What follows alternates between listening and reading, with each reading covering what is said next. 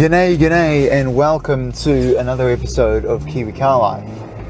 And today I'm going to be discussing what it cost me to turn this Integra Type R from a teenager's dream with a loud exhaust and aftermarket wheels and a ripped up interior to a relatively good stock example that I've turned it into now. Now, I've had no shortage of comments asking me what I paid for this thing, and I've been kind of reluctant to tell people because I advertised it as being the cheapest one in the country, which it was at the time, but I know there have been other ones turn up that have been cheaper.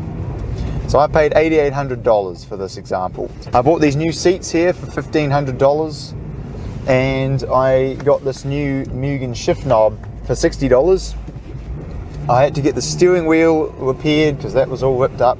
That cost me $150.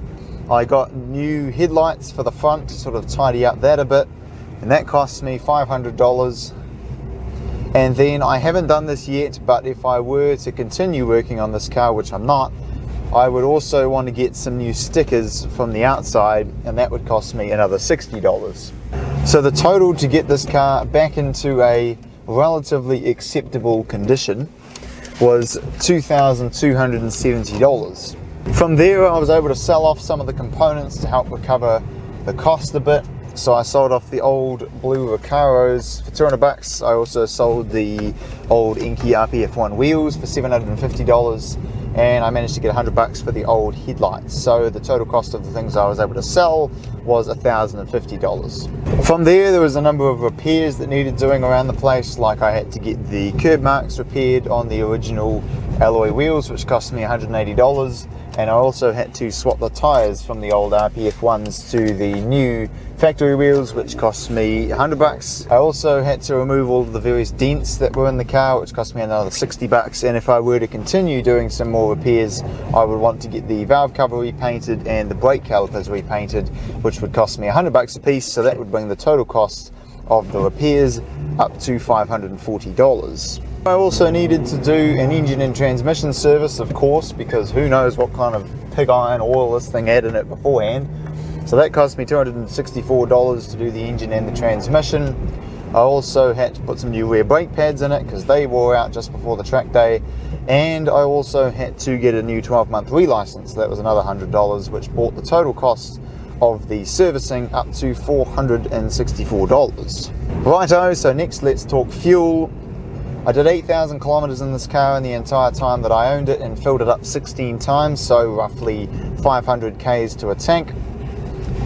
And my average fuel consumption was 9.42 litres per 100k. Now the cost to do just 8,000 kilometers was $1,714, which is an awful lot, mainly because this car takes no less than 98 octane. So the next big cost was insurance. Now I'm a 19-year-old male who has unfortunately written off a car in a past life, so I was paying $1,050 every year to insure this. So now we come to the totals. If you look at just the cost to buy the car and repair it and get it into the condition that it's in now and exclude fuel and servicing, because of course that would apply to any car, you're looking at $10,660.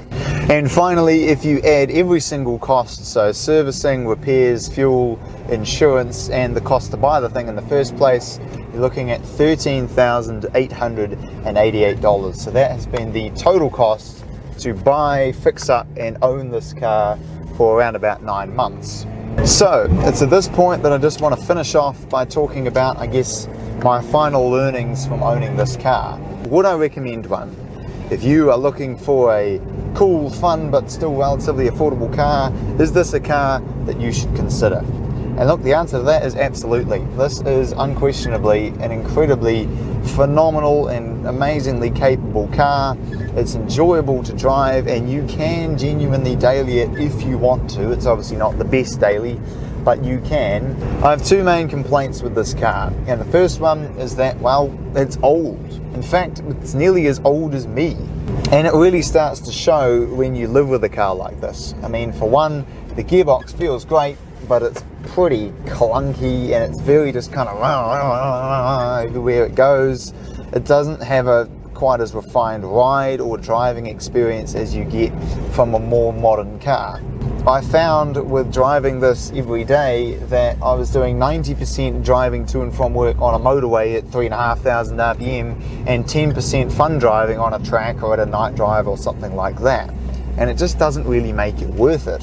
What you really want is a car that's still fun and fast, but at the very least is comfortable, like a Golf GTI. And the second issue with it is that it's a heap of fun.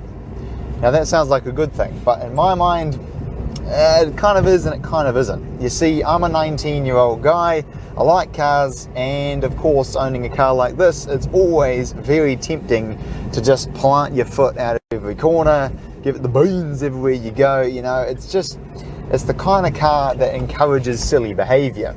And if you're disciplined, then there's nothing inherently wrong with that. But the problem with me is that I do find it quite fun to just give it a bit of a stab of throttle every now and then, you know. Maybe when I get a bit older and I'm a bit more mature, then I'll be able to handle driving a car like this again. But for the meantime, I think I need to put myself back in something that's still manual, but is a bit more sensible, shall we say. So thank you very much for watching this episode of Kiwi Car Life, and I will look forward to seeing you again next time.